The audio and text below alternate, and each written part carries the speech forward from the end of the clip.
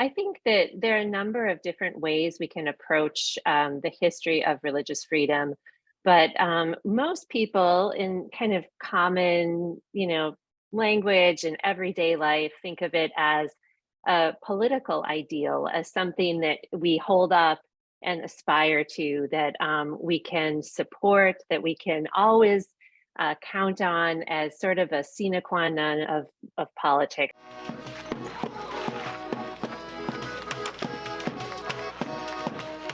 So the idea of religion that came out of Europe was indebted to particular understandings of what religion is. And religion was understood to be first and foremost Christianity as the one true religion. And then there were, of course, other sort of approximations to it in other world religions. But in many cases, the understanding of religion is not something that's universal, but is something that comes out of a European, global, and often imperial project. And secondarily, when we have a government like the American government that has officially disestablished religion, so they have decided that it is officially, legally, not the government's business to define religion, and rather that should be something that's left to the people, to the citizens of the United States to try to figure out and to sort through themselves. So it's something that's supposed to be set apart. So we have all of these conflicting traditions and ideas. And then we also have a strong sense of mission of the American project itself. So the idea is that the US has this great thing called disestablished free religion. And well, why shouldn't we share it with the world? And as the US increasingly rose to global prominence after the end of the Second World War, we saw that indeed the US started to take the opportunity to promote its own forms of democracy and its own forms of religion in all kinds of different contexts. During the Cold War, for example, the US was saw itself as kind of the on the side of God against the godless communists, of course. So there are a lot of ways in which religion really didn't stay outside of the government and has always been co-opted and brought into the picture in very complicated and changing configurations over time.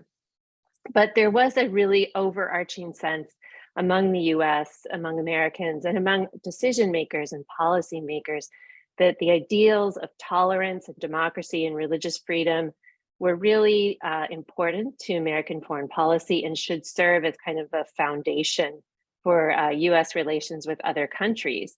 And so my work started to question this consensus and to think, well, what would happen if we were to really think harder about what we're promoting when we promote religious freedom? And we still hear a lot about this, the right to believe, the right not to believe. And what this did is it kind of sidelined and marginalized other ways of being religious. So what do I mean by that? Well, practice-based religions, land-based religions, any kind of affiliations or sets of life ways that are not centered on belief. And so this was the case, and it remains the case, for example, in a lot of indigenous communities. And so, for instance, in Guatemala, among the Mayan people, the Quiche people of Guatemala, they are an example of a group that has been completely dispossessed of their land, which is very important to them spiritually and religiously. But that violation was not recognized as a religious freedom violation. And this is just one of so many examples of communities around the world whose lifeways or practices don't register as religious, and therefore, when they're violated, they don't register as violations of religious freedom. The US State Department reported in their report on international religious freedom that there were no reports of abuses or discrimination based on religious affiliation, belief, or practice in Guatemala, in the entire country that year. So what we saw here is an example of how a particular community's attachment to the land simply doesn't count as religious. It doesn't qualify for international religious freedom protections. And they're basically just ignored and they're written out of the picture. They're perceived as not really having a recognizable religion at all.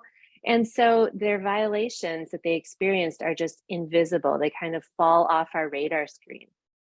So What we see here is a tendency to privilege European Christian understandings of religion in the construct and the implementation of international religious freedom.